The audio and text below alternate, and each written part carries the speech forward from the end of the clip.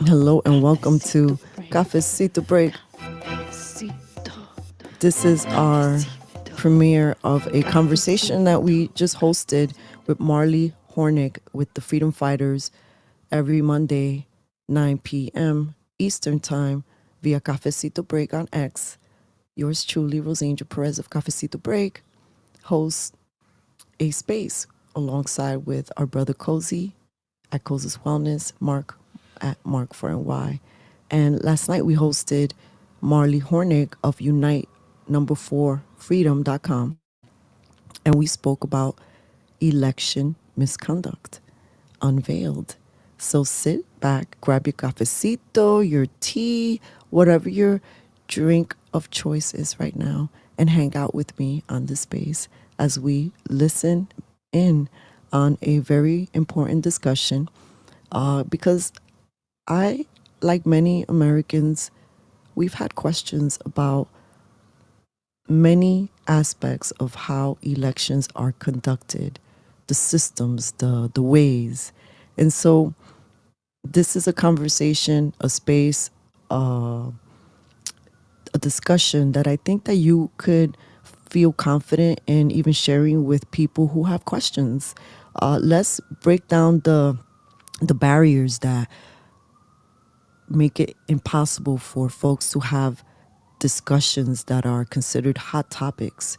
For far too long, we were told, don't talk politics, don't talk stuff like abortion, don't speak about religion. And, we've created a society where so many people, right down to your own homes, your families, your most quote unquote intimate relationships, we're not discussing these core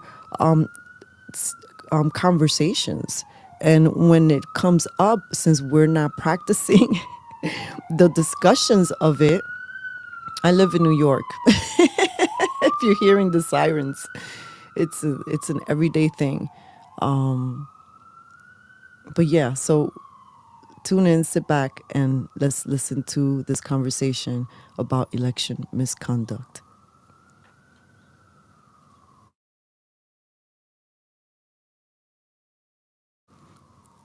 All right. And if you want to connect with us, find us at Cafecito Break on all social media.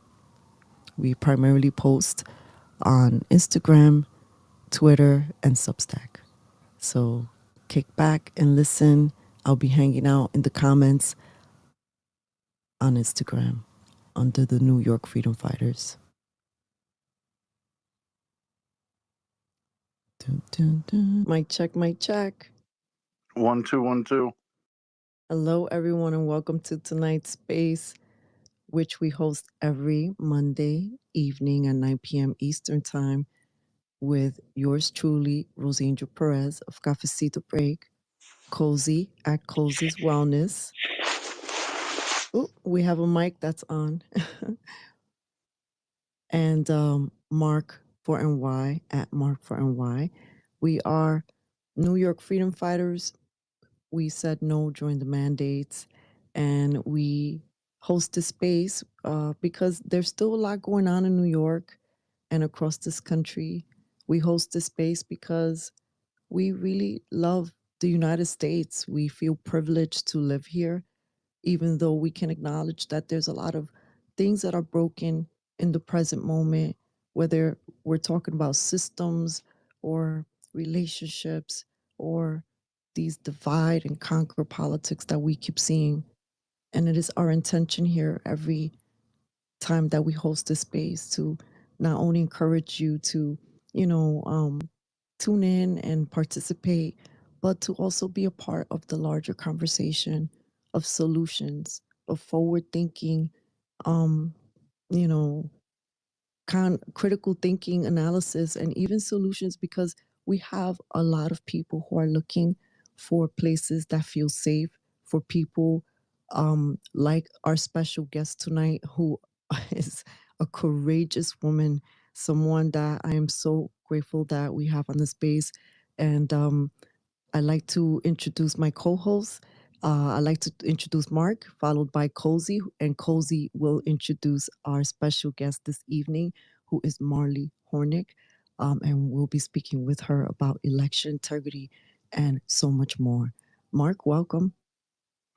Thank you, Cafecito. Always a pleasure to be here. Obviously, that's a very interesting topic. I've had some experience it with myself. The 2020 election, me being up by 9%, and more absentee ballots just kept pouring in. And 3 weeks later, I was going from up 9% to losing by a few hundred votes magically. So, fought it tooth and nail, and a lot of shady stuff that they did. I'll get into that later. I don't want to take up too much time on the introduction side of it, but election integrity basically discourages people from running for office. It also discourages people from voting. You all had people, oh, well, they stole it in 2020, so what's the point of voting for Trump now? They're just going to steal it.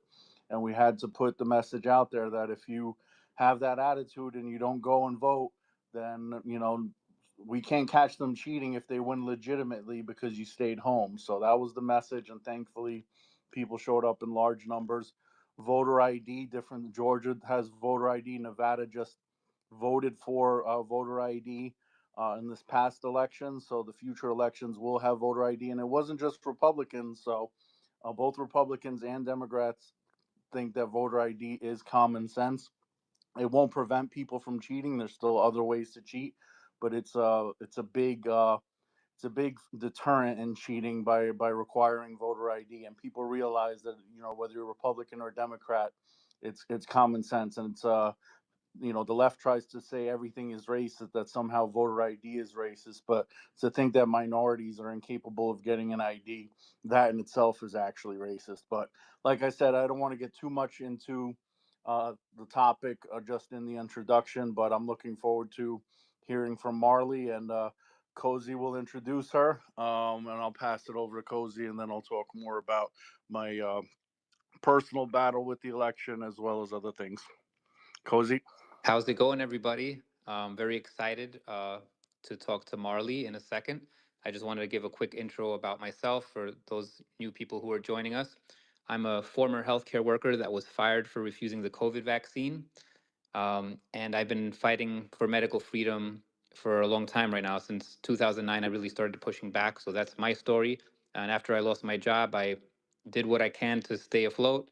I've been making rap music. I've been selling soaps. I've been doing whatever I can, and we're still here.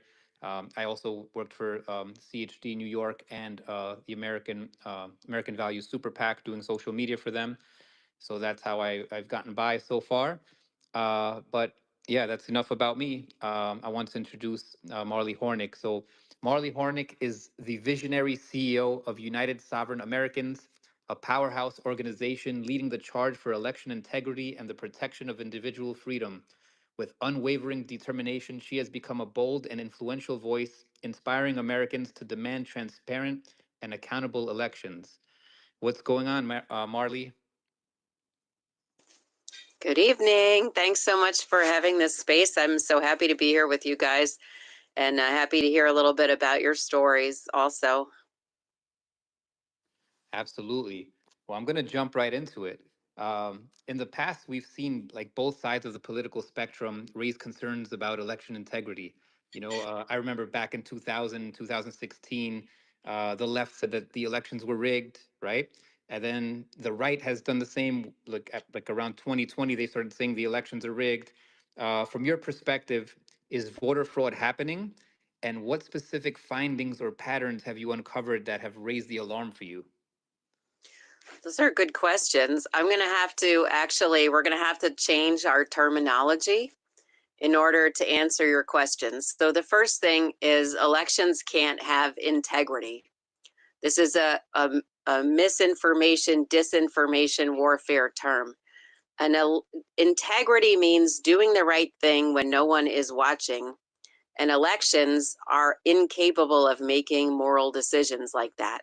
Elections are either lawful and accurate or they are invalid. The next thing is voter fraud is actually not something I can speak about because in my mind, and just I'm clarifying terms because I think we always hear these words, but there are really different ways to look at it. in my mind, voter fraud is when a voter commits fraud. It's like embedded in the name. So that means somebody gets an extra absentee ballot or an extra mail-in ballot sent to their home, and the person doesn't live there, and they think no one will ever know if I fill it out and send it in and give, my favored candidate an extra leg up. That's voter fraud. What United Sovereign Americans has measured in 21 states' databases specifically is election misconduct. That is when the criminal law, the way that election fraud or election misconduct is defined under criminal statute at the federal level, is not being followed, and the traces of that are present in the records themselves. So I believe there is a tremendous amount of election misconduct. I have absolutely no idea who is responsible for it in terms of who is doing it, but I do know who was responsible for preventing it. So that's kind of like an introduction to rethinking or repositioning our minds about these questions. Excellent, awesome breakdown. And I just want to ask, like, all right, so what gave you like clues? What kind of like triggered you to, or like, made you feel like, hey, something's wrong here. Let me check this out. And like, what was the first thing like you noticed that that got you into this? Okay, well, how did I get into it? That's a mystery to a degree. In July of 2021, someone called me up on the phone and said, would you be willing to, lead this organization for New York? Would you be willing to do this voter roll inquiry for the state of New York? We're working on this national basis and we need somebody to do it for New York. And on the basis of like literally a handful of social media posts, they thought I clearly was cut out for this task. So what I did was I prayed, because I had been in sincere prayer asking for, what is my path, Creator? How can I help your world? How can I help my fellow human beings? How can I help my family? How can I help our future? How can I help my country? And how can I help this world, this creation that I am so blessed and happy every day to wake up in? How can I be of service? And so I prayed about this phone call and I decided that I would take up this clipboard. Now, as for what was the first finding, because immediately after I made that decision, the organization wasn't yet called New York Citizens Audit. We were part of this other national organization that has since disbanded long, long ago. I mean, almost within weeks of its creation, it just started to disband. But the team that became New York Citizens Audit, I just started to get flooded with some of the most overqualified, like these people wanted to volunteer. They would have been making seven figures if they hadn't been at home because of the lockdowns.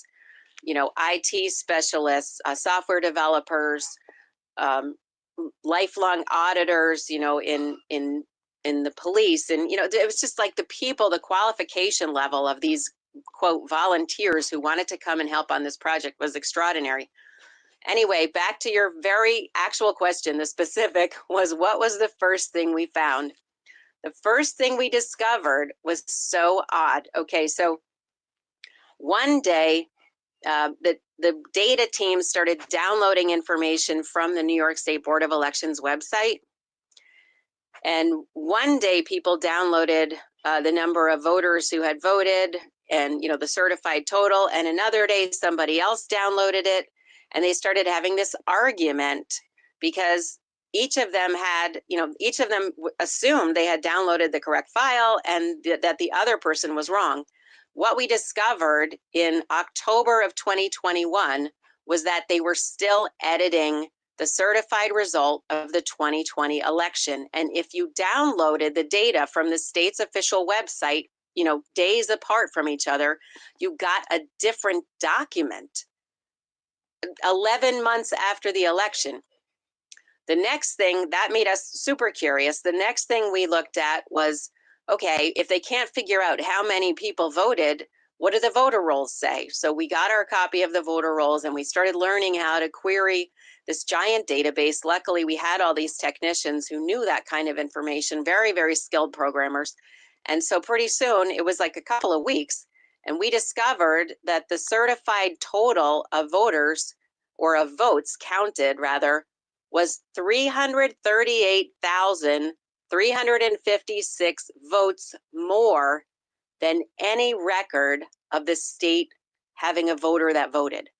So they literally had 338,000 votes with no associated voter whatsoever. Like a truck full of ballots showed up somewhere and they just started scanning. So this was like the opening of the doorway into what in the heck is going on in these records. You know, I think the next finding we had was that Westchester County, they certified their results at the county level, then the state certified their results at the state level, and then Westchester County added 500,000 blank votes to their certified results, like weeks later. This is really, yeah, this is really unbelievable. And like we all like felt it, you know, we all felt like they were doing something. We knew it, but like this is amazing information.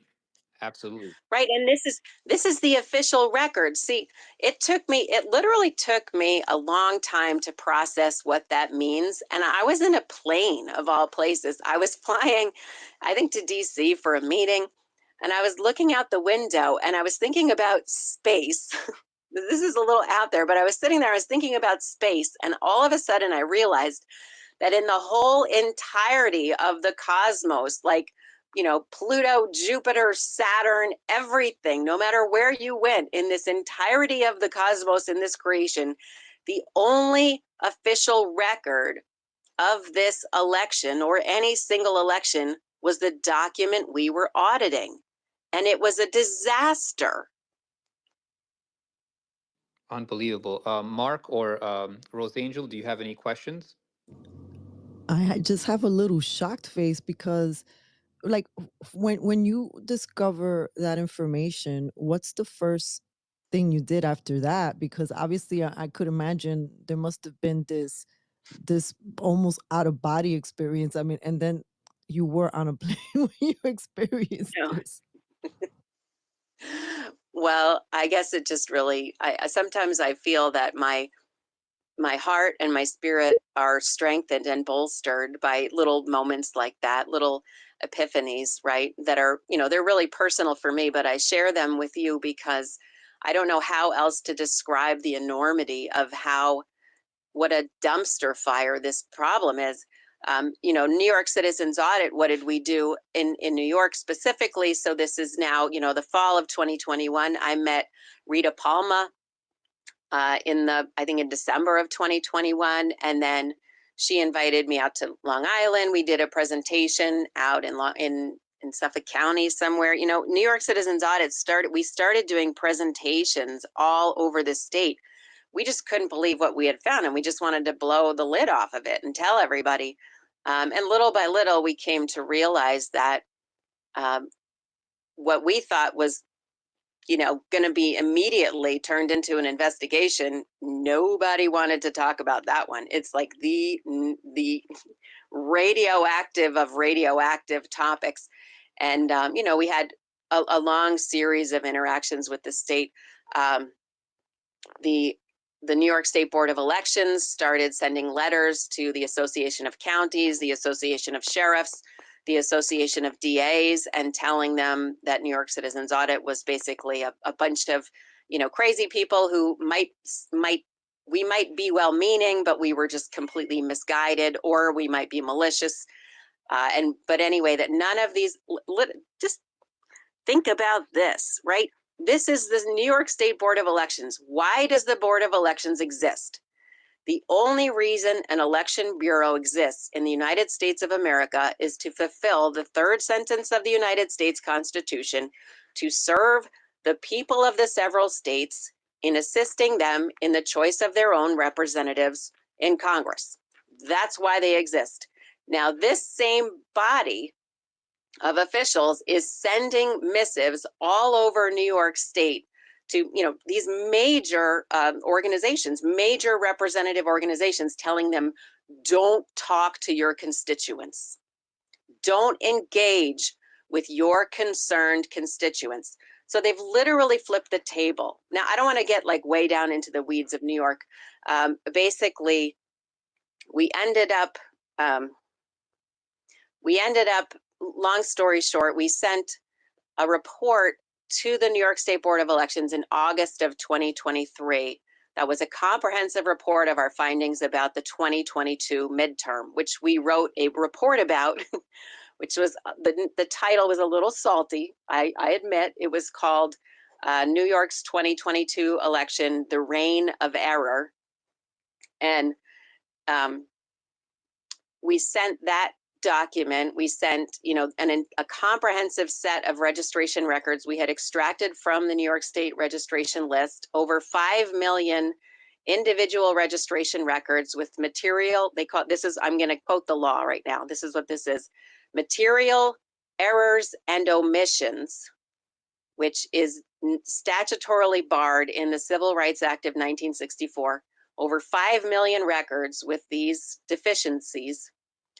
750,000 votes counted by these deficient records. We sent all that to the New York State Board of Elections. We sent it to the state police. We sent it to the FBI. We sent it to the Department of Homeland Security, and we sent it to the DOJ. And 10 days later, the Attorney General basically opened a criminal investigation into New York Citizens Audit. About 1,800 volunteers left the organization within like 72 hours. And we ended up starting United Sovereign Americans. That's the crazy New York story.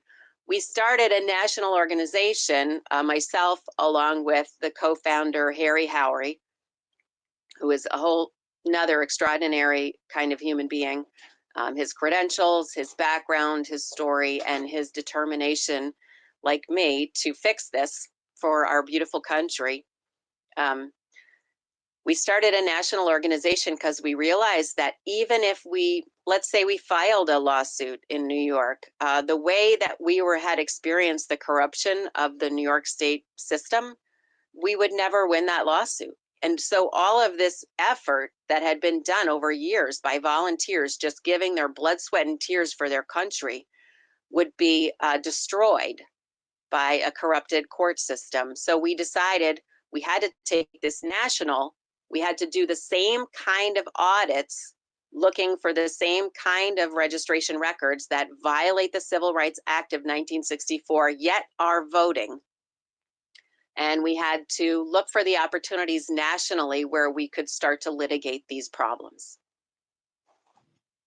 I want to get into the specifics of what happened with me, and part of that is because you mentioned the Board of Elections, and they're about as corrupt as it gets, because a lot of the people who work for the Board of Elections are highly politically motivated people, and especially on the left, they think of the right as Nazis, and like, we got to do whatever we can to prevent these Nazis from getting in office because they're brainwashed, and they'll just do pretty much anything, and then whether it's legal or not. And the other part of the corruption is the governor shouldn't have any say in the Board of Elections, because the governor, I believe, prior to 2020, raised the standard for third party third party organizations, which is why the Green Party and some of the other parties are no longer parties in New York State. And Cuomo did some other things to affect to affect elections, different laws and things of that nature, that he kind of oh, if you guys don't do this, then we're not going to give you the funding and whatnot. And the governor shouldn't really have control of that, because the governor is obviously biased to himself, winning a re-election, and having people within his party winning. So that's kind of a conflict of interest there, and it should be an independent organization. And even though they have everything is supposed to have checks and balances, where there's an equal number of Republicans or Democrats. But in New York City, there are people who are Republican, but they're not really Republican. They're just registered as Republicans so they could get the job at the Board of Elections. You also have district leaders who have, high positions in the Board of Elections, and they're, even though it's an elected official, unpaid elected official, they still shouldn't have any say in any work in the Board of Elections, in my opinion, because they still technically run for office. And so getting into the specifics of what happened with me is, um, 16,000 absentee ballots were requested. Oh, pretty much almost every Democrat, well, not every Democrat, but a large number of Democrats in the district, and only 9,000 of them came back, because what I believe happened, and it is what happened, but I just wasn't able to prove it, was the people who work at the Board of Elections, who have access to the voter roll, specifically request absentee ballots for everyone in the district, and or a large percentage of people in the district that normally don't vote in person. And after the election was done, I asked for the IP address of those online applications. They denied my request, and if I did a Freedom of Information Act, it would have been 25 cents per page.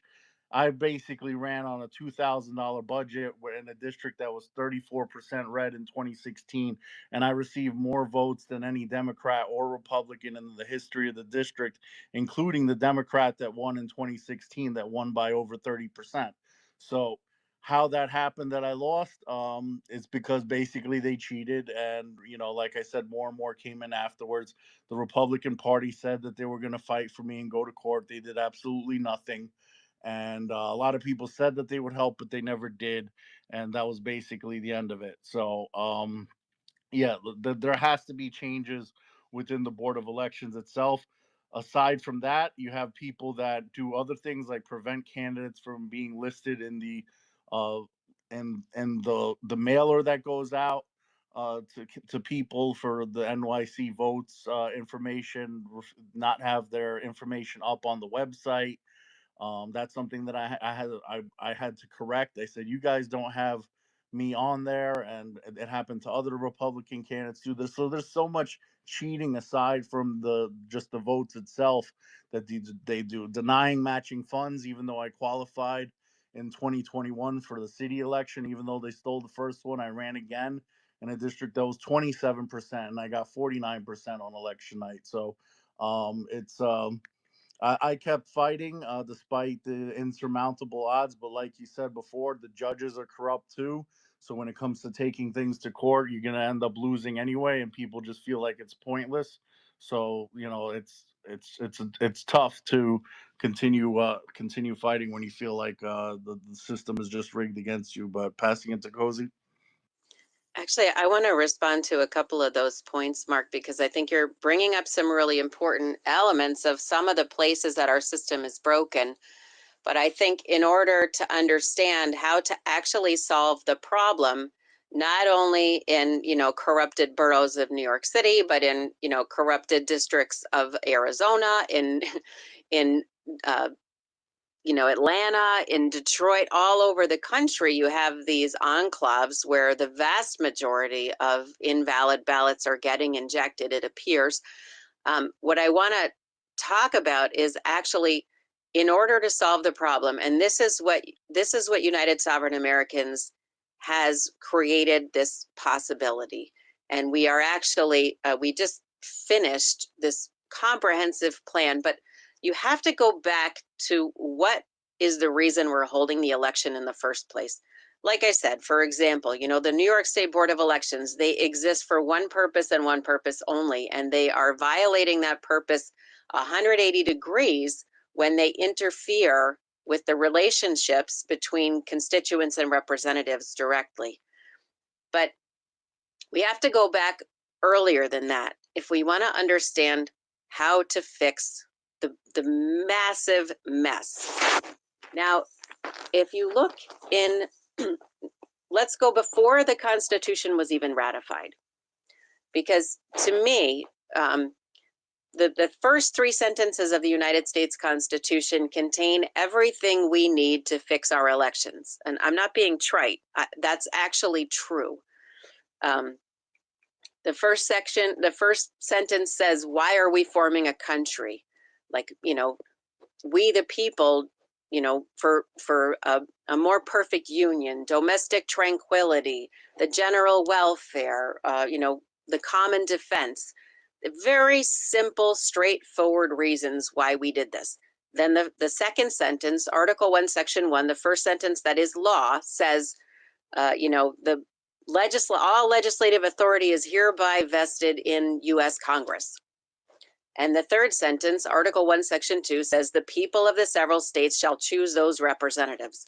So we know why we made a country, we know who makes the law, and we know who picks those people that made the law and who they're accountable to. Why? So we go back to the Federalist Papers. Before the document was ratified, before the United States became the United States, they had to argue this because the states were very resistant to the idea of a national government because they were really, really paranoid, and we can see why, about losing their inalienable natural rights.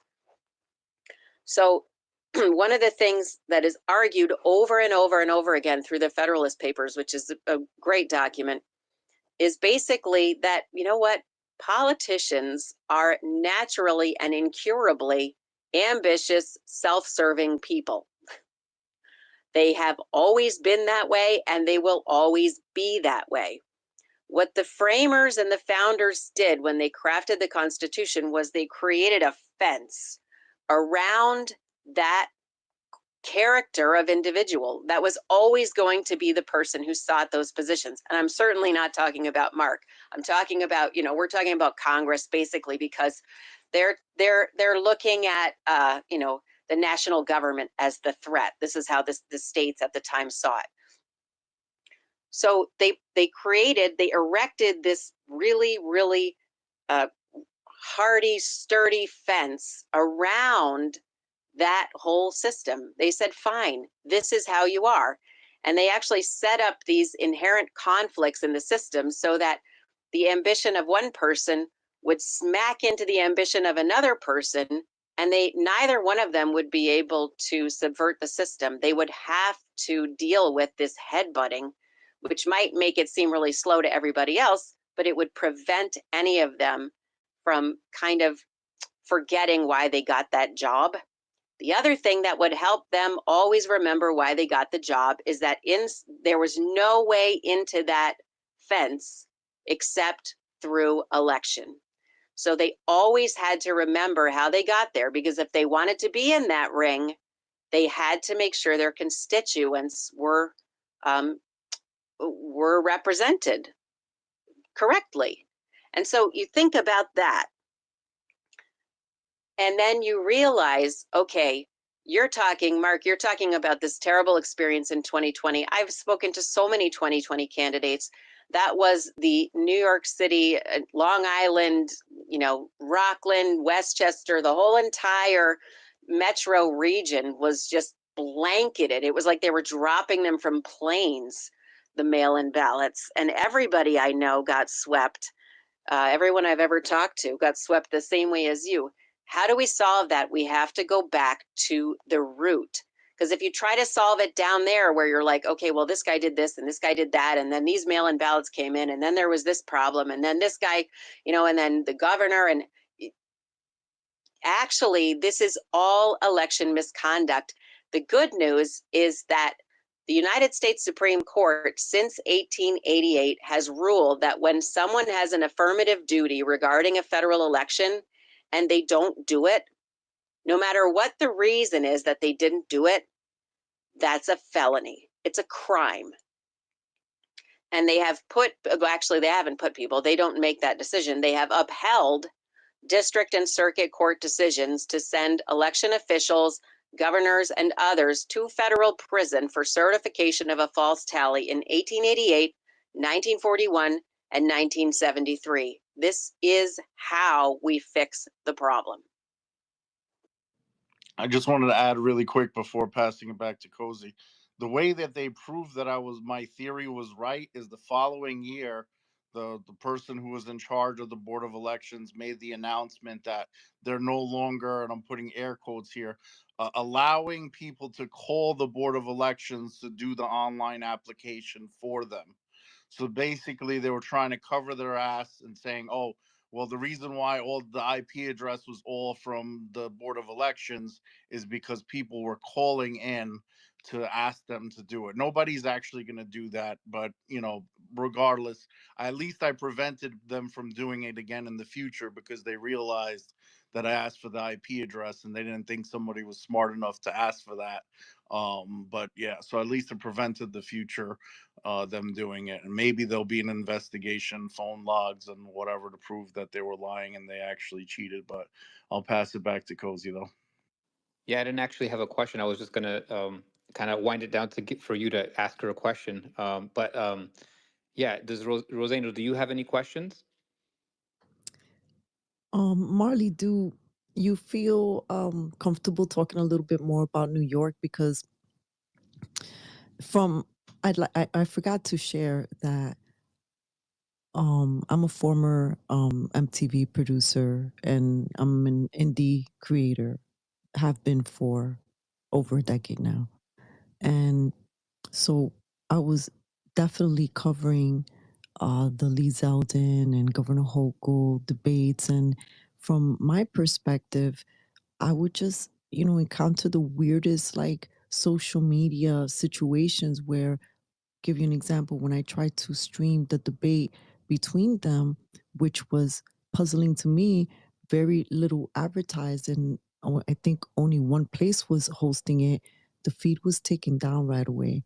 Every single time I would try to, let's say, just because I saw the disproportionate way that the even press was managing this, and the way that Lee Zeldin was attacked, I just felt like, as an indie creator, I wanted to at least have an opportunity and even interview him, et cetera, et cetera. From the boots on the ground perspective, there was a lot of energy for Lee Zeldin. And then when he didn't win, I confess that I feel like he did win. I can't not prove that, but I still don't believe he won. You mean you don't believe he lost? Exactly. Sorry. Thank you. It's okay. Just making sure to clarify. Well, I don't know who won that election. I don't know anything about who won that election. And I can tell you right now that neither does the Board of Elections. That's what I can say with 100% certainty. And we can get into the weeds on that. I do want to, before we get deep into the weeds on the governor's race in 2022, which I'm happy to discuss, I do just want to mention for our audience here that one of the things that United Sovereign Americans did in advance of the 2024 elections, having audited the statewide registration lists in 21 states, having uncovered 29 million registration records with material errors and omissions, having discovered that they cast 10 million votes in the midterm across these 21 states, and other pretty astonishing facts, we ended up sending official reports to all of the federal and state officials who were implicated in preventing those kinds of scenarios, but we also filed federal lawsuits. We filed them in Maryland, Pennsylvania, Ohio, Florida, North Carolina, Michigan, Texas, Colorado, and Georgia. We are represented in those lawsuits by Bruce Castor Jr., who is the former Attorney General of the state of Pennsylvania. And he also is the brilliant attorney who represented President Trump in the second impeachment trial during his first presidency. So I just wanted to let people know, when I say that USA set out to create this body of evidence in order to begin litigating it, I just wanted everyone to know that we did. And That's amazing. It is amazing. Actually, I want to just honor how amazing it is, because the entire process, other than obviously our attorney, has been done by volunteers. Every query, every investigation, all the peer review that we did, because we do very comprehensive internal peer review before we return or report any kind of findings. We don't want our work to be error prone, so we're very careful. Every presentation that was made in any of those 21 states to officials or all of it. I mean, this is all done by volunteers. And we got together, we raised $500,000 and we filed 9 federal lawsuits. Nothing like this has ever been attempted, never mind achieved, by a civic organization that is in no way aided by the federal government. Cozy. I just want to say before Cozy speaks that I am just sitting here in awe and just want to say thank you to you and want to say thank you to every single person who has been a part of this, the early volunteers, the people who make phone calls. Everybody counts and everybody matters. And it is we the people. Cozy. Yeah, I just wanted to thank you, Marley, for all this incredible work and your organization. I mean, you guys are heroes doing this heroes work, and just wanted to ask you, like, what can we do to help? Like, what can like an ordinary person do to assist in this matter? Or is there something that we should be documenting? Any tips would be appreciated. Well, that's a good question, and I appreciate it because actually, in order to completely win this fight, I suppose, I hate to think of it as a fight, but at the moment, it really is a fight. And I don't think it's a Democrat versus Republican fight. I think it's an entrenched system. Again, talking about that fence that's supposed to be up, protecting the country from the blind ambition of those seeking the highest levels of public office. It's been removed. There is no guard anymore on their behavior. So in order, I say this to my team, and I think it's true, in order for us to fully win this, we have to become an advocacy force that is more powerful than money. Because our officials have to realize that this is really over. What's been going on with the swamp, you want to call it the swamp, you want to call it the deep state, you want to call it the administrative state, you want to call it corruption, it's really over. We're really going to reclaim our Constitution at the root and restart what's going to be like, they call it the Great Reset. We're going to have the Great Constitutional Reset because we have to go back to the system is broken right at the beginning. We have to fix it there. That doesn't mean it's a magic wand, but now we can renew this process where the representatives have to answer to the people. It's mission critical. And of course, I think we all know that will reverberate not only in our country, but worldwide. So how can people help with that process? There's all kinds of different ways. There are advocacy opportunities. This February on the 25th, we have people all across the country going to their state houses on the same day, February 25th, and bringing information about our findings by state and also nationally, bringing like an overview of our legislative proposal and bringing information that will help those legislators, those representatives to understand, again, back to the root. Remember, we're supposed to have a civil right or a guaranteed right to government by consent. That means, this election problem is going to get fixed. So people are going all over the country on February 25th. You can find out more about that by going to unite4freedom.com, unite4freedom.com, and either sign up to volunteer or just even hit stay informed, and you'll get information about that. We have a nationwide training conference in St. Louis, Missouri on April 4th through 7th for people who want to really engross themselves in understanding this election problem back to the root and really want to be ambassadors and very active volunteers, or they just want to get more information for themselves. And we also have, inside of the organization, we have positions like, we have people who help with social media. We have people who create content, messaging documents, press releases, video content. We have the data team. We have all of these different functional teams inside of the organization.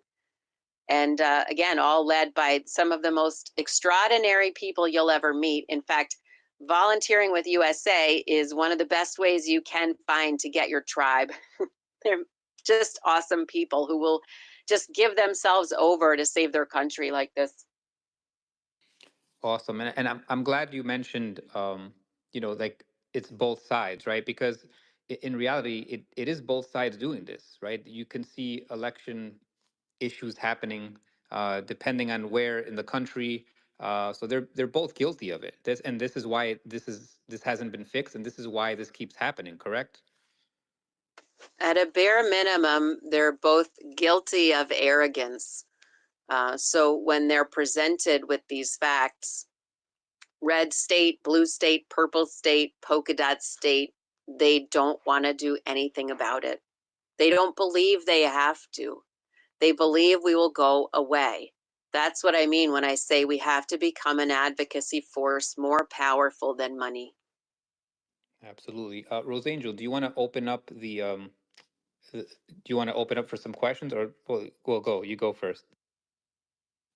Yeah, well, while I ask my question or two, if we have folks in the audience who want to either type a question in the comments section, or if you want to ask a question, but please ask a question, we'll bring you back. We'll bring you up.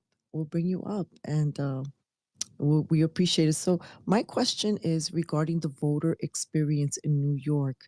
Uh, I found it very interesting, my experience when I officially converted from a independent to Republican, that I experienced this weird phenomenon when I went to try to vote. But I know I wasn't the only one, because I just kept hearing many people saying that, they went to their chosen or their usual place, and then they got redirected, and then they went somewhere else, and then they got redirected. As in my case, I got redirected 3 times, because every single time supposedly they would look up my name, it would alter to a different address, and it happened 3 different times, to the point that I called the Board of Elections and they couldn't tell me what was going on. And I don't know if the shenanigans was yet another way to, like, oh, no, we're going to make it harder for people to vote, or that's just a conspiracy theory. It's hard when you're dealing with so many conspiracy theories that turn out to be factual, right? It's hard not to see them everywhere. But it does sound like a hot mess at a bare minimum. And I know I don't live in the city, and I don't know the specifics of your experience or what other people experience, but there was a lot of redistricting, and they do that because they're trying to impact election outcomes by changing so you're flipping party all over the place. People are flipping parties. And so they have to keep redrawing the lines to make sure that they have majority Democrat districts. They also have so another issue that actually USA did this research in conjunction with New York Citizens Audit. We did a study of whether or not the voters who voted in the 2022 midterm were real. And we discovered that on a prevalence basis, just about 129,000 votes counted in 2022 came from voters that do not exist. They cannot be found in databases used by law enforcement and collections agencies to find people accurately in space and time. And we found that approximately 985,000 votes were counted from people who did not check out at the address they voted from. So just kind of put that in your, in your hat, because there are so many ways that this districting issue and what you ended up experiencing as a result, which is nobody knows where you're even supposed to vote. A lot of the states now, and in when you leave the city, you can go basically vote anywhere, especially during early voting. They have these vote anywhere policies. All of this, let's say what it definitely does is it creates a tremendous amount of noise in the system. And, one of the things that has been really challenging to explain is that when an election official counts a vote from a voter who doesn't check out, like they've never been verified, or they just count the ballot, that is the definition of election misconduct. That is invalid ballots procured through fraud, diluting valid ballots and affecting election outcomes. In criminal law, again, that is a felony. One count is a felony. Officials, again, election officials have gone to federal prison for certifying a false tally in a single precinct. This could be, we could be talking about 12 to 50 ballots. They went to federal prison. But now on the other side, they create all of this noise, like what you experienced, or all of this noise in the voter registration list, all of this noise of the votes with no voter. And what that does is it just creates chaos. And then they say, well, we just did our best, because no one can conceive of holding someone accountable for 985,000 votes that came from voters who don't check out at their address. Who was the person? You see, who was the one who didn't check those addresses? Well, they never kept the logs. We don't know who the person was. We don't know how they got in the system. We didn't want to disenfranchise anyone.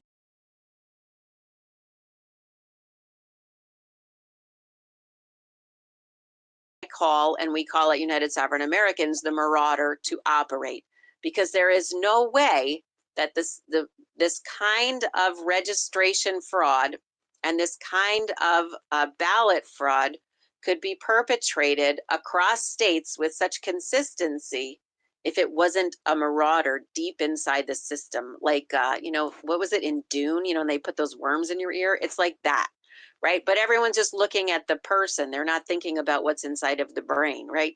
This is deep, deep down in the system. Why did USA have the ability to find this? Because we're experienced auditors. Again, remember, back at the beginning of New York Citizens Audit, who came to volunteer?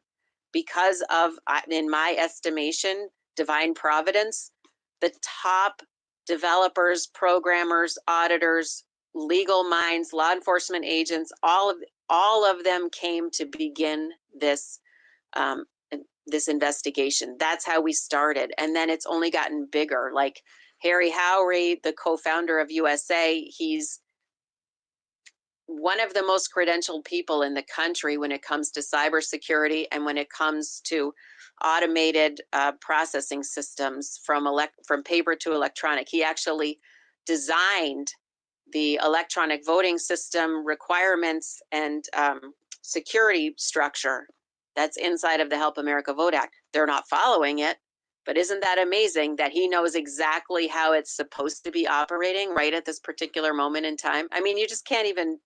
So anyway, back to your question, all this does is it just creates so much noise that they can never wind it back and say, oh, here's the election. Here's how it was supposed to be. We can wind this back. We know where Cafecito's vote was supposed to be, and we can put it back over there, and this other person's vote. No, it's such a hot mess that actually, to make it legal, they have to scrap the whole thing and start it over. Well, thank you so much for that response. I have another quick question. I know Mark has a question. With everything that you just said, I could completely understand why the regular person's like, why am I going to waste my time voting? Because without knowing those details that you just shared, they know enough details that, drive a person's incentive to be almost like zero. Of course, thank God for the president election that, more people felt to the contrary. But I'd like to know, do you think that voting matters? Yeah, it matters so much. And I agree with you. I do believe that this is part of an attack on America that is not just,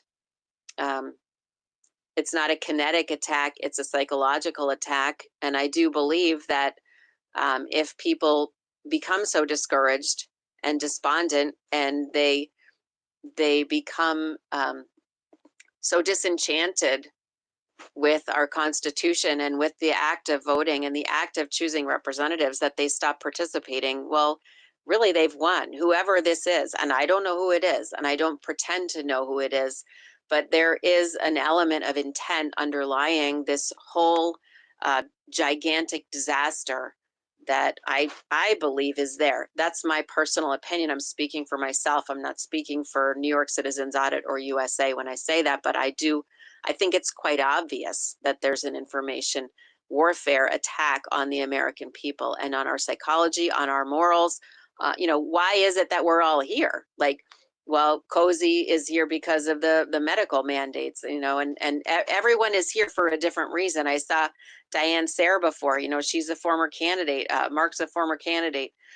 So many people have been watching what's happening and going, how is this taking place in America? How are we having medical mandates?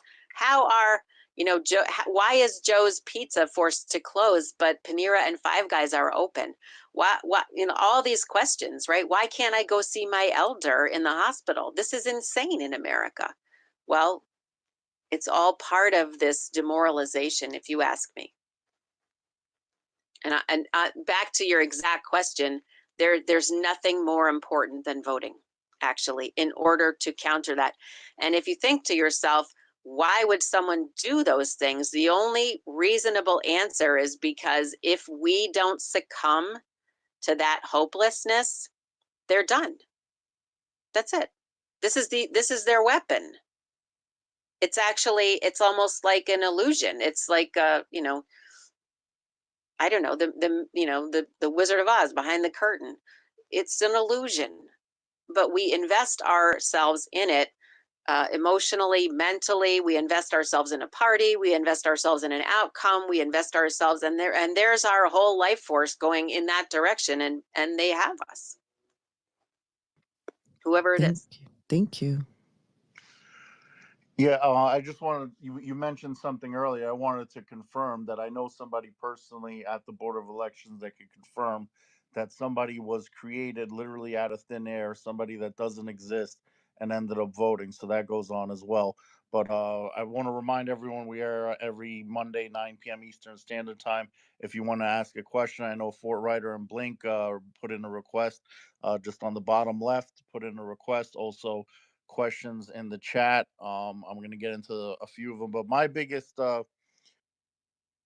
is a lot of people think it's hopeless. What can they do to get involved either with your organization or what can be done in general, especially with some place like New York, which is extremely corrupt. Arizona obviously is corrupt as well, but what can we do to fix some of the major problems mentioned in this chat? So that's my main question. I'm going to add a suggestion to it, is adding voter ID on the proposition in New York, similar to what was just done in Nevada, something that could be helpful. And then we'll get to some of the other questions.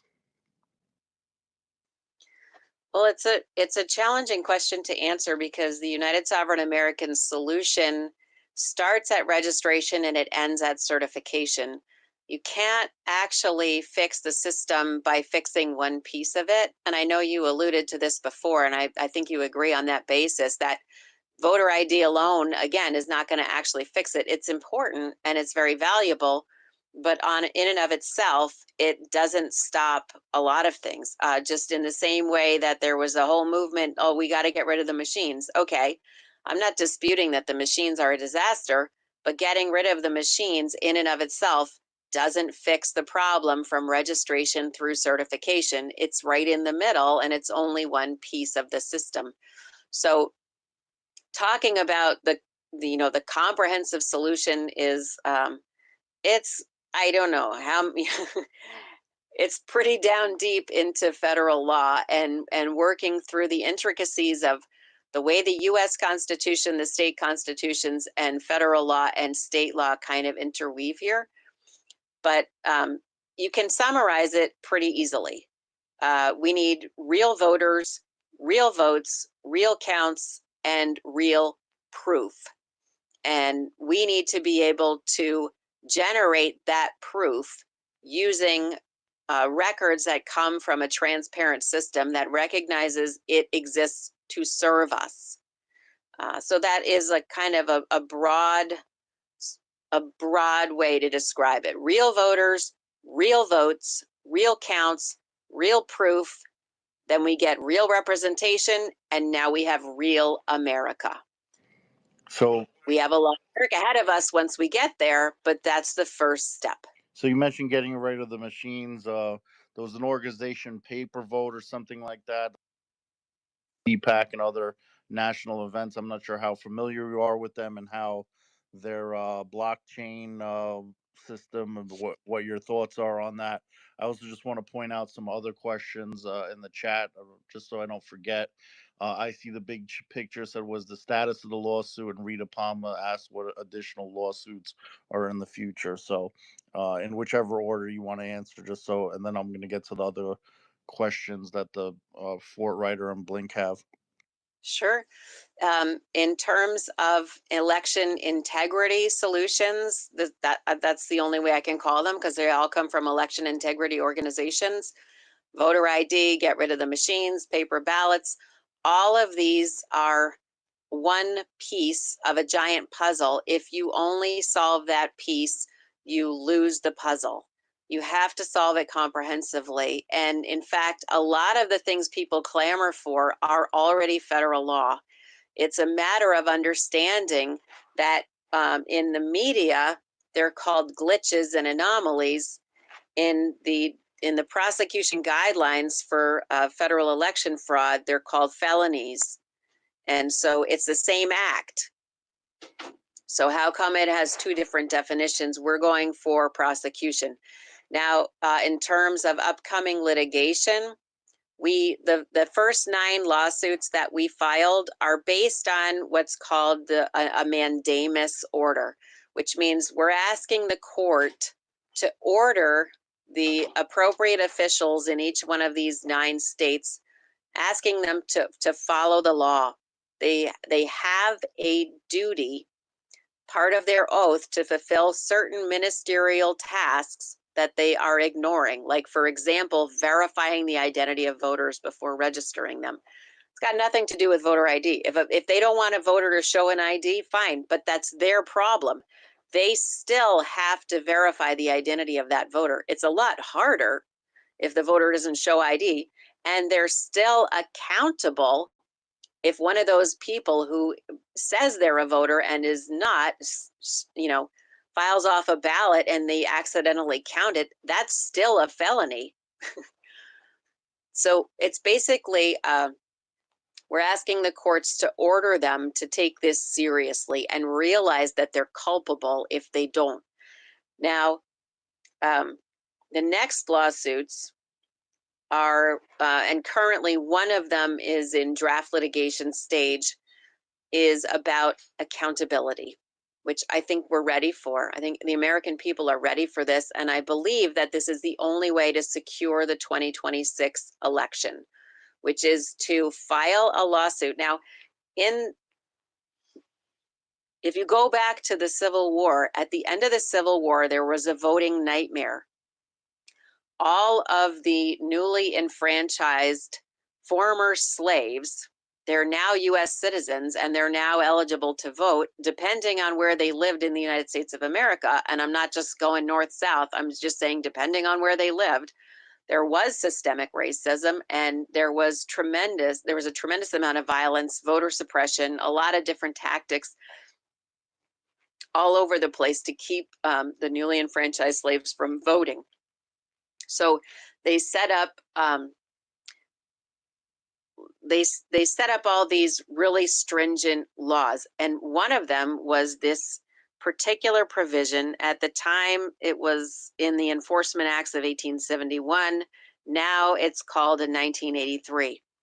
But at that time, literally, actually, you read the original law and it says, oh, if an official is on the highway and all these people join them. So literally they're talking about bands of rogue operators roving around at night in the darkness with a sheriff or some other kind of law enforcement official inside of their group, pulling, Black people out of their homes, bringing them into the forest and lynching them, right?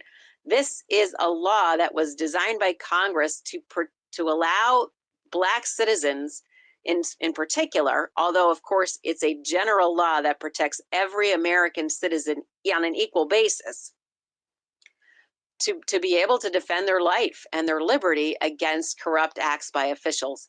So now, bringing us forward into the present, we have officials all over the United States of America certifying false tallies in what's called under color of law. It is a fundamental deprivation of a civil right, an inalienable right to choose our representatives. It's the only civil right in the Constitution, not in the Bill of Rights. They are depriving every United States citizen of this right, fundamentally, under color of law. And we can sue them personally for this crime. And that's where this next lawsuit is headed. It is a personal lawsuit against an official who is committing this crime under color of law. That means their personal assets are what we are asserting our injury against. So the point is, in order to secure 2026, it's not that we want to be vindictive, but you know what? We tried everything. We have literally tried everything. And these officials, they don't want to change their behavior. And what's on the line? America. What's on the line? Our grandchildren, our liberty. So you know what? This is when you say, hello, here, I want to introduce you to the boundary. I want to introduce you to my friend, the boundary.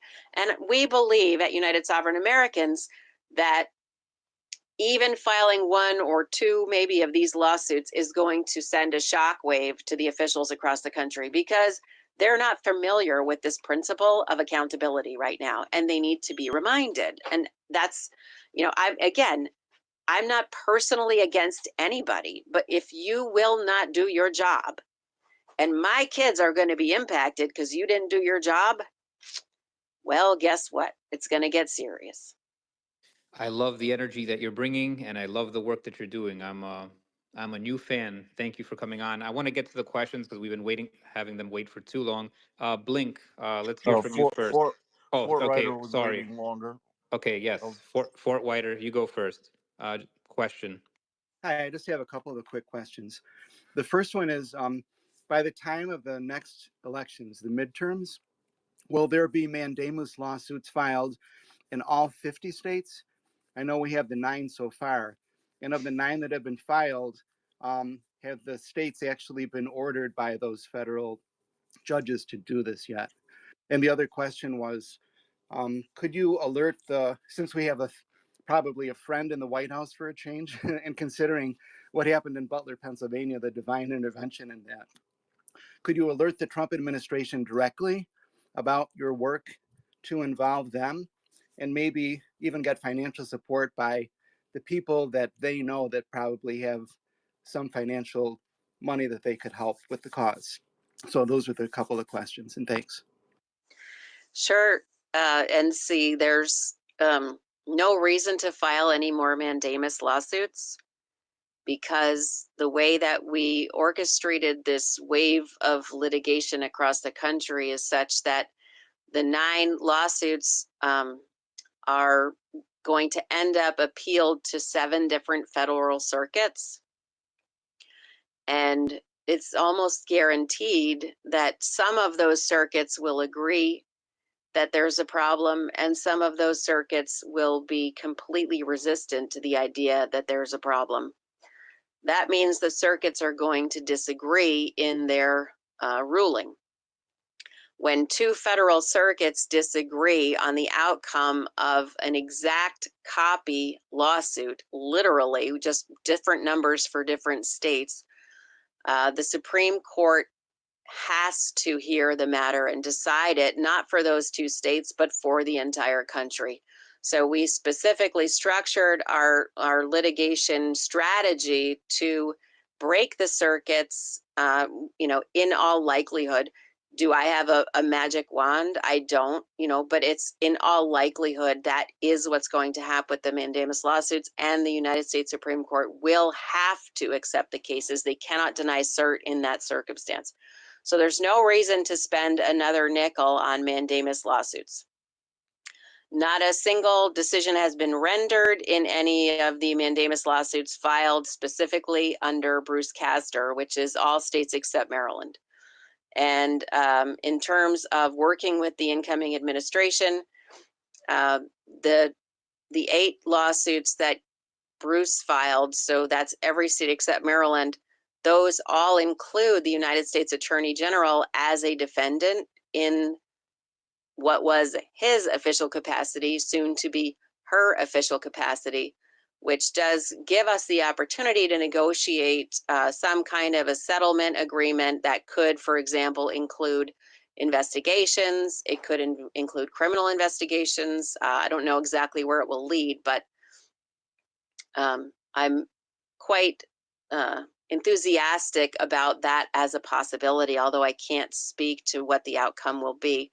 I think, the fact that we're represented by a former attorney general ourselves bodes well for having an opportunity to have, a discussion about what is the outcome we're seeking from these cases, and maybe come to an agreement that satisfies the same requirement faster than going to the Supreme Court. But I don't know. I can't tell you what would happen, but we do have the right as plaintiffs, and she has the right as an incoming defendant to have a conversation about how to settle the lawsuits, if that were a possibility, or at least settle the federal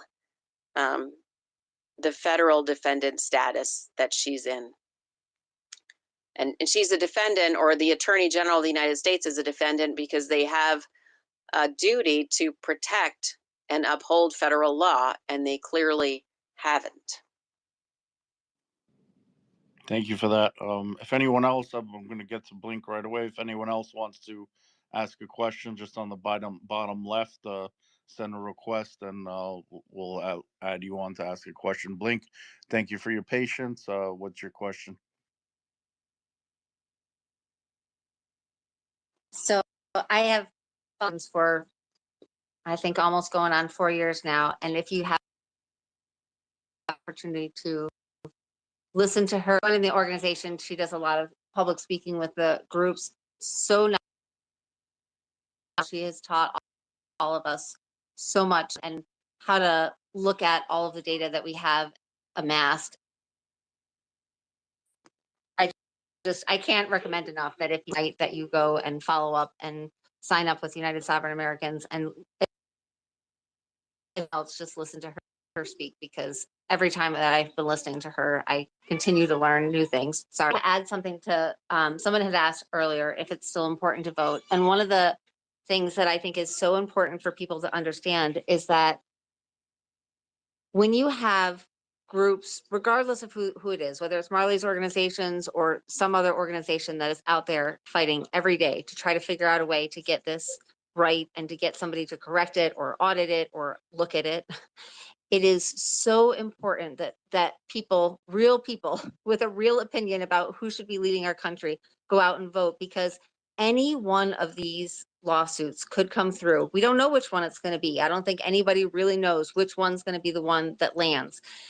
It is so important that if we get somebody to look at the data, to look at the votes, and they go through and they find the real people, the real Americans that have legitimate votes, that there are enough of them to count. Because if we finally get that day to come and everybody's thrown their hands up and all that's left are, the fraudulent votes, we're going to lose because we don't have enough votes. And that would be so sad to have all of these people fighting so hard to try to get this corrected and not have it taken advantage of. But that was the main thing that I wanted to say. And just I know that people get caught up. There are so many individual issues and problems with our voting systems. We could go on for days. The thing that always brings me back to the strategy that United Sovereign has, to the strategy that New York Citizen Audit has, is so foundational. It is at the absolute root of what all of those others issues come from, you know, whether it's voter ID or machines or any of those things. Protecting the validity of our own votes and not diluting it is really fundamental to all of it. And if you get somebody to address that and to address our system and it being upheld the way that it's supposed to be, I think that that really gives us a running shot at, you know, getting things corrected for the long haul. So I'll say thank you. I'm so happy to hear Marley speak, and thank you for having her on and hosting the space. Thank you. Appreciate that. Just a reminder, we are at 9 p.m. Eastern Standard Time. If because of to reach as much people as possible, we ask that you repost this and share it on other platforms. Follow Marley, follow any of the hosts that you resonate with. All you got to do is click on the photo and then hit the follow button. And make sure you're tuning in with us. A lot of important topics every Monday, 9 p.m. Eastern Standard Time. So I'll pass it on to Cozy or Cafecito if you guys have another question. Also, feel free, if you don't want to speak, you can leave your questions in the comments section, and I'll read them out for you as well. And Mark, I wanted to thank you for breaking down your situation. That was very insightful, and great job, Mark. Um, Marley, I wanted to ask you just kind of like to recap, you know, for everybody and to kind of like boil it down. You mentioned it starts at registration and ends at certification. What's the simplest way you can like break it down in like a 2-minute thing? Like basically, like when you say starts at registration, you're talking about the registration roles, I'm assuming, and then it ends at certification is when they certify the election. Like, is that what you're basically saying? Well, elections are a process. So if you studied math, if you got into even basic algebra, you understand the concept of order of operations, right? Before you can do B, you have to complete A. Before you can do C, you have to complete B. It's a process, and elections have so many micro processes embedded from beginning from step one, which is, you know, you have applicants for voter registration. The first thing you have to do when you have someone applying for a voter registration is you have to assess whether they're qualified, and you know, and whether they exist. You would think would be apparent, but whether they're qualified anyway to have that opportunity. Are they an American citizen? Do they meet the standard of federal and state law to participate in a federal election? So this is step one, right? Then the next step, you have to add that name. If you're going to have this electrified system, you have to add that name into a database. Now you all of a sudden you have a cyber security nightmare on your hands, because the voter registration lists are part of critical infrastructure.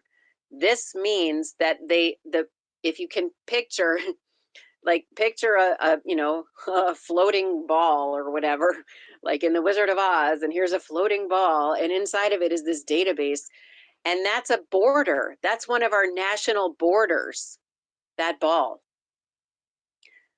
That's what that means when they say it's critical national security cyber infrastructure. It's a border, but it's a digital border. So now this database has to be completely locked down, because, you know, hacking is real, and a foreign power could hack into that database. An adversary, a domestic or foreign adversary of the United States of America, could hack into that database, change things inside of that database, and affect the outcome of our representation in Congress. Which, what does that give them access to? The economy, the American economy. It gives them access to policy. I mean, it's staggering how important each one of these, and we only got through 2 steps, right? We just got through the first step of like, and we didn't even talk about how does the election administrator verify the identity of that individual, who is authorized to verify identity, who is authorized to access the information that would give them that feedback, who is authorized to look at their registration or their naturalization document, for example, and verify its authenticity. Not every, you know, not everybody who signs up to help on election day has those qualifications or should have that kind of security access. And we're just talking about 2 tiny steps, right? So when I say registration through certification, you have to understand that, and I think it's apparent. I'm not saying you wouldn't understand. I'm saying, we all have to understand that that involves hundreds, if not thousands of steps that impact our national infrastructure. They impact national security. So the way each one of those steps is operated has to be strictly laid down in the law as an exact order of operations. Now, go back to the Federalist Papers. In Federalist 10, James Madison explains America for everyone for all time. He says, in America, we're always going to have a problem. We have 2 choices to solve the problem, where there's always going to be people who disagree. So the first way to solve that is to make everyone think the same. And so there'll never be a disagreement. And the other way to solve that, which is to honor what the Declaration of Independence says. It says, we assume among the powers of the earth the separate and equal station to which the laws of nature and nature's God entitle us. Basically, each one of us is unique. We're separate and equal according to nature's God. And that's because the government didn't make us, right? So if we're going to actually try to have a nation that honors that as the philosophical basis of our founding, and we're going to try to work through that dilemma, I mean, think about your personal relationships. Maybe you're married, maybe you're a parent, how challenging those relationships can be. Now imagine having that kind of relationship with 330 million people. It's going to be a bear. And what Madison says basically is that's never going to go away because we're designing the system to allow it. So how can we possibly trust election outcomes when we have natural adversaries all over the country? The only way is if the election official walks this tightrope. The tightrope between all of these political factions, all of these ideologies, is exactly laid down in election process law. And actually, what the Supreme Court ruled when I referred to this back in 1888 was that when an election official steps off that tightrope, it's fraud. So kind of coming back to the question, it's not one thing. It is a giant bear. And thankfully, again, I'm going to go back and say, thankfully, the co-founder of United Sovereign Americans, my dear friend and brother, Harry Howry, is an expert in all of these issues. He's an expert. He used to, initially, before he helped to write the Help America Vote Act and helped to lay these processes out end to end, starting at 1 and ending at whatever, 10,342. His job, his company that he owned was processing paper to electronic transactions, millions and millions of them per hour for 16 of the 25 biggest banks in the world. So he is literally an expert in batch processing of these gigantic systems. So yay, because I would not know how to tell you exactly what needed to happen at each stage. Although now, frighteningly, I kind of do know. I just want to get to one of the questions in the comments from Amanda Joy, who's one of our fellow freedom fighters, also part of New York du Jour. This was 17 minutes ago, so I think it was probably around the time that you were talking about suing a specific elected official or something. But anyway, has anyone filed an administrative claim to hold them to their oaths? If they aren't contracted to their oath by the people, they won't truly know this is a serious loyalty to that oath. Contact law is one of the most recognized laws in the country. Contacts equal accountability. United Sovereign Americans is not pursuing that strategy from our perspective, and because we've kind of created this rather large organization with more fundraising capability. And again, everyone in the organization is a volunteer. I do this on a voluntary basis for years now, because I love my children, I love my family, I love my country, and I love this creation. That's what motivates me. And I think those are basically the things that motivate everyone I know in United Sovereign Americans. Anyway, our goal is litigation. We want to use the tools inside of the United States Constitution, inside of federal law, that are designed to protect our civil rights. We don't want to focus on contract law. We don't want to focus on oaths. We want to focus on litigation, and we want to focus on this opportunity that we have, again, to hold people personally accountable for deprivations of civil rights acting under color of law.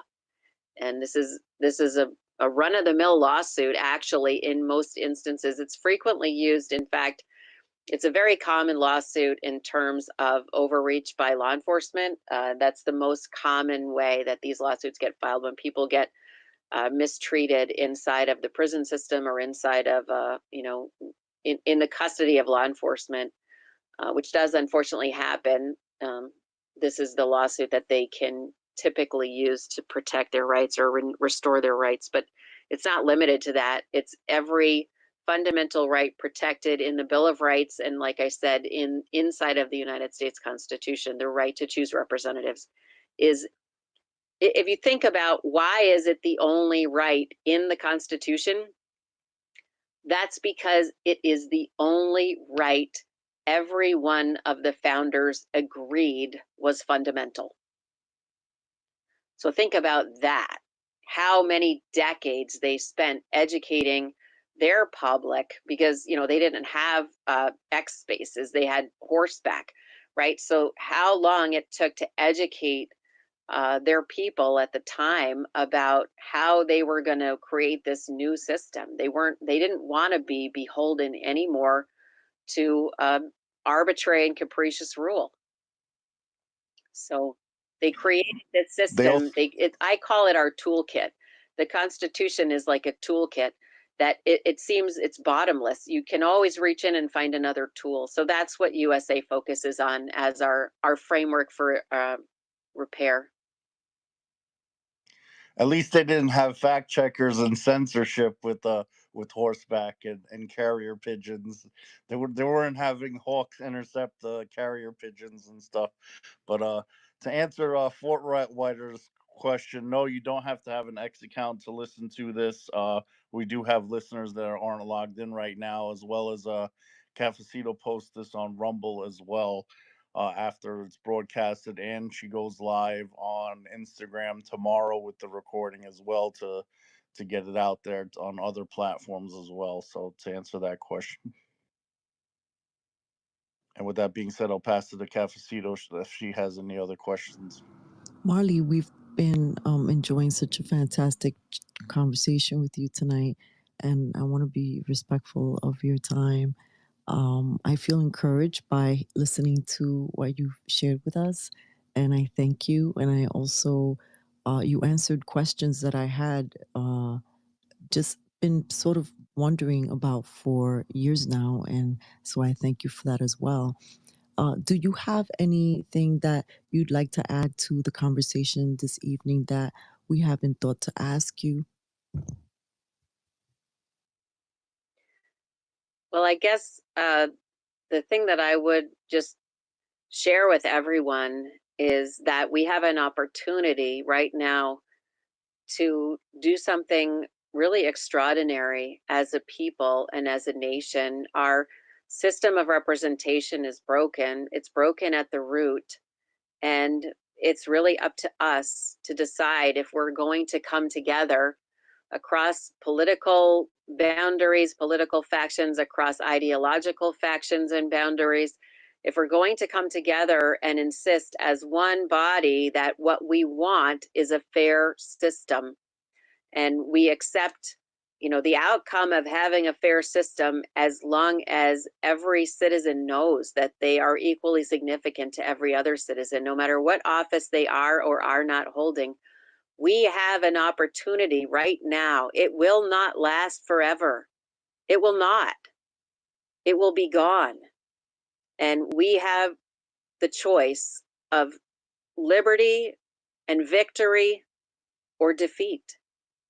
And there is no single person, not me, not even, a couple thousand people in United Sovereign Americans, that can fix this.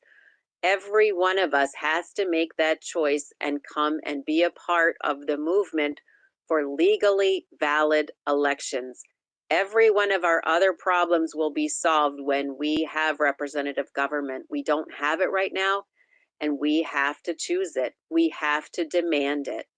We have to demand that this gets fixed. And, you know, United Sovereign Americans has a lot of really great programs and proposals and initiatives for doing that. It's not the only way. We do definitely we're slightly biased towards ours because we think they're thought through really, really carefully, and we think the logic is strong, and we think that they're pretty indefeatable arguments. But if you love this country, and if you want it to continue, and you want the world to have liberty, and you want creator's will for all of the children of creation to have the opportunity to flourish, don't wait. This opportunity will not last forever. Yeah, if you sit back and do nothing, it's only going to get worse. So I mean, I appreciate people like you, Marley, that are fighting the good fight and not just letting them get away with it. So that's needed more than ever. As you said, it's now or never. Basically, we're not gonna we're not gonna have a chance in the future. And I always use the analogy of communism. You can't vote your way out of communism. Once you're in there, that's it. It's over. Like so it's really important to fight now. And yeah, Trump is president now, but that doesn't, I, even though I'm a supporter, I don't really 100% trust anyone. I don't just not going to just rely that everything's going to be okay now or anything like that. We still have a lot of changes that need to be made. So Cafecito, I don't know if there's, or Cozy, I don't know if you have any other questions for Marley, or if anyone else does, or if we just start winding it down with final thoughts, or what do you guys think?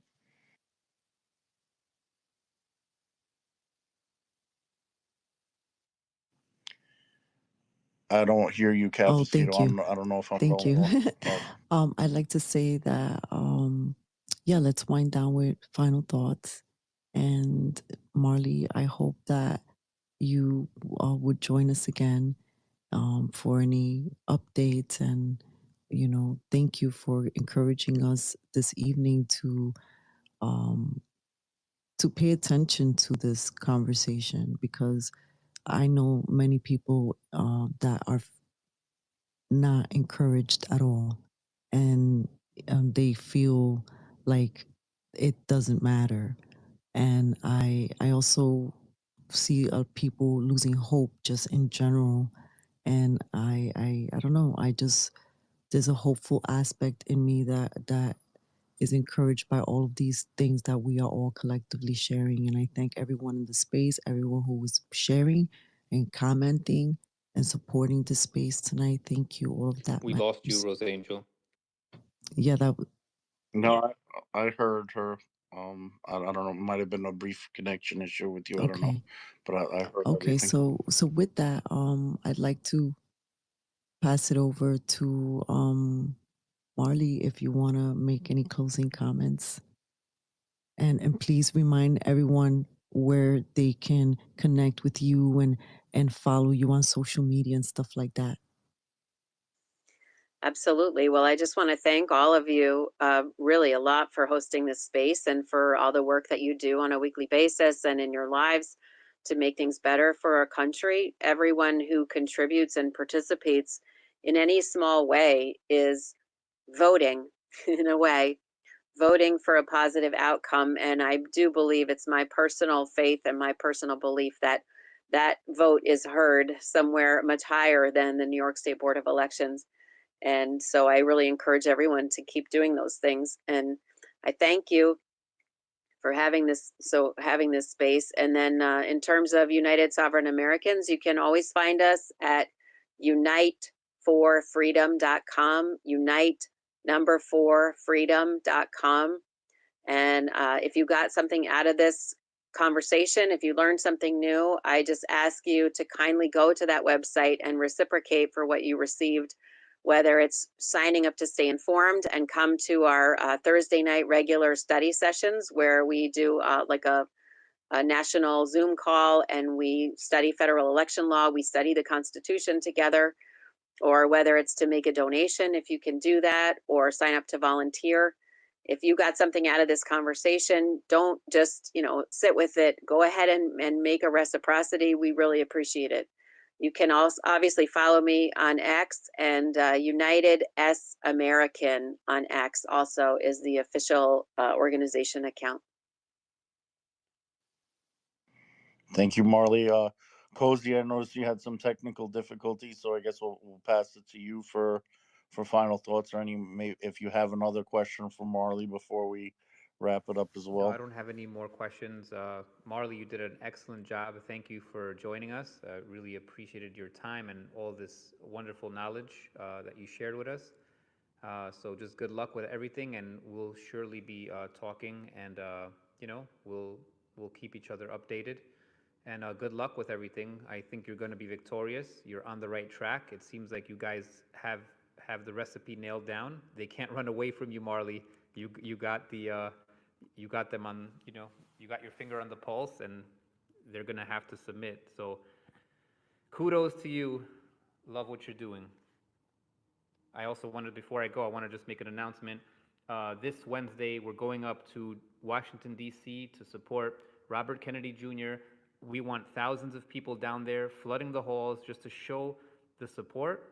We want him to be the next HHS secretary because I think he's the best one suited for that job. There's nobody who even comes close. So come down and support Robert Kennedy Jr. If you're in New York, reach out to Teachers for Choice.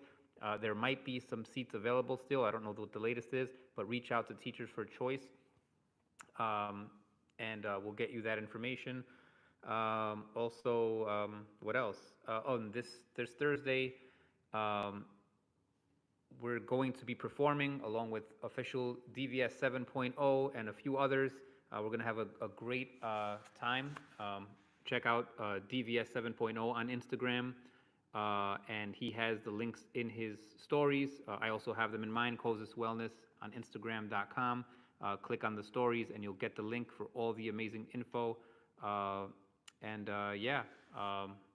Ways you can support me is go buy my soaps. Right now I am not employed.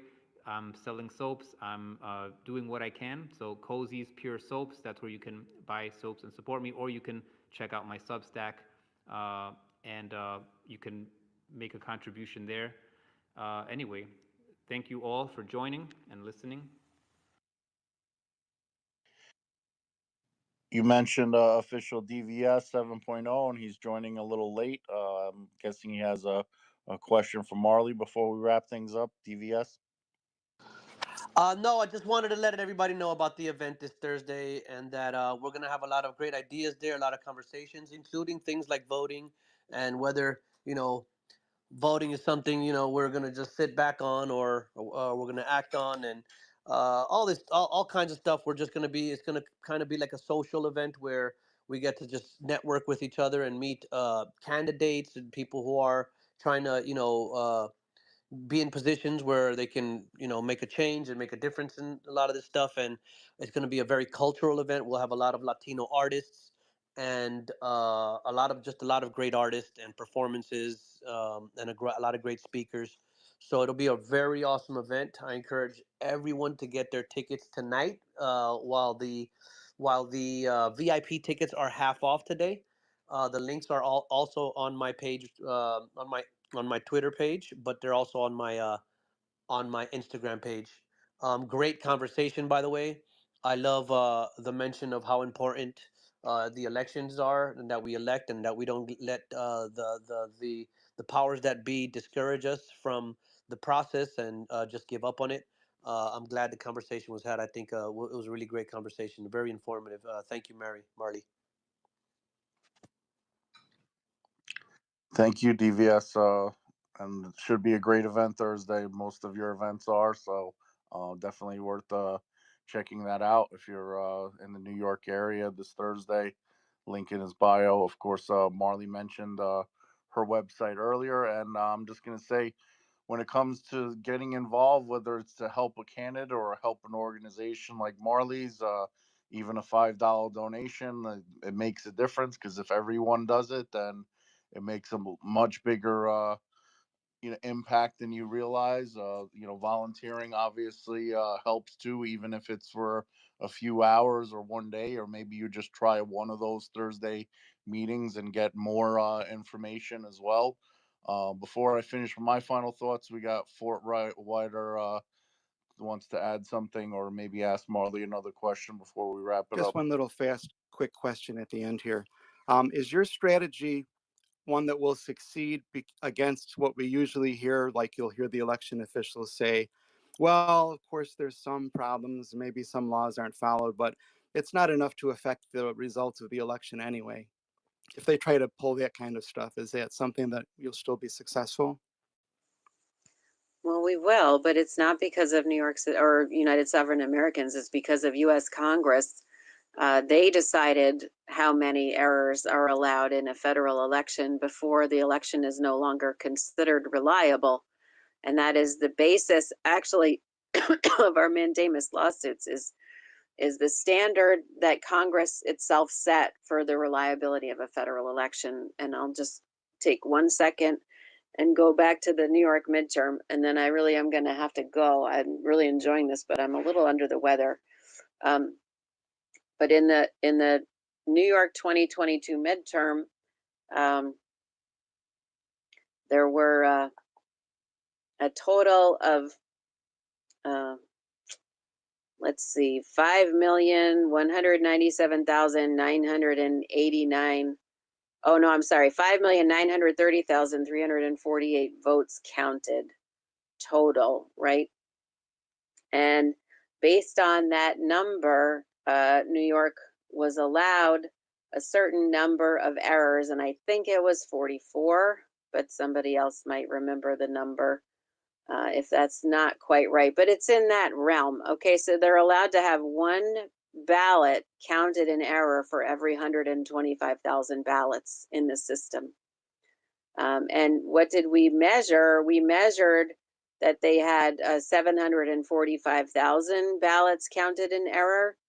And that was just the material errors and omissions. That doesn't count the secondary study that we did, the prevalence study, looking at whether or not voters even existed, which added another million materially deficient votes to the count.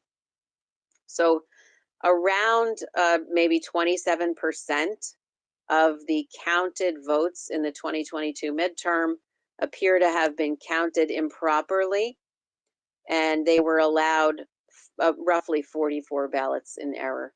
So yes, NC, I would say that our approach, again, because we are so forensic in our statements, our research, and our claims against existing federal law, I don't think that it's going, I don't think over time, and I don't know exactly how long it takes. Does it take 6 months? Does it take 18 months to get these cases adjudicated?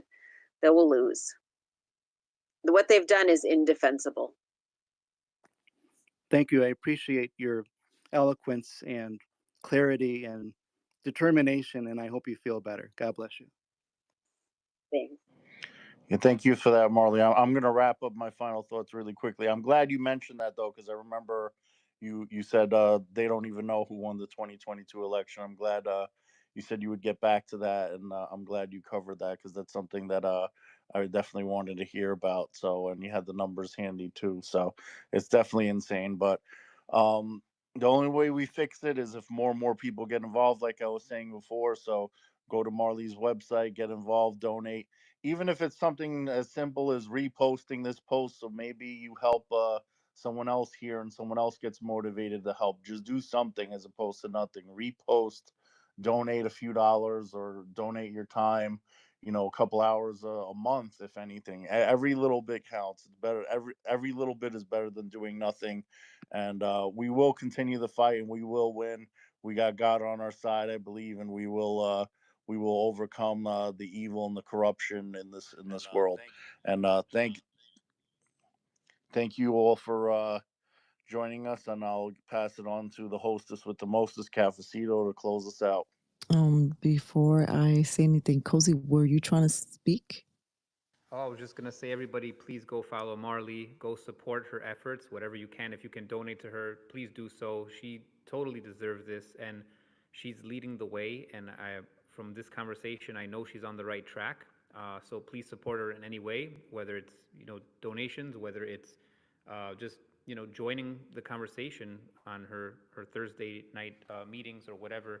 Just get in contact with her and support her in any way. And yes, of course, share this space, get it out to everybody. Everybody should be retweeting this. Absolutely. Thank you so much, everyone. And to reconfirm, the website is united4freedom.com, and stay informed. And I'd like to wrap up too. Sorry, Cafecito, it's Unite. There's no D. UNITE. Oh, thank you. I know it's so common. Everybody hears it that way. I don't know why. UNITE 4freedom.com. Thank you. Oh, you know why? Because when the website opens, you see United Sovereign Americans. So I think that's why I might have made that connection.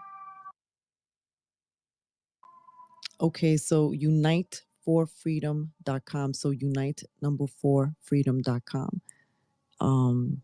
Thank you again, Marley. Marley, I hope that you feel better.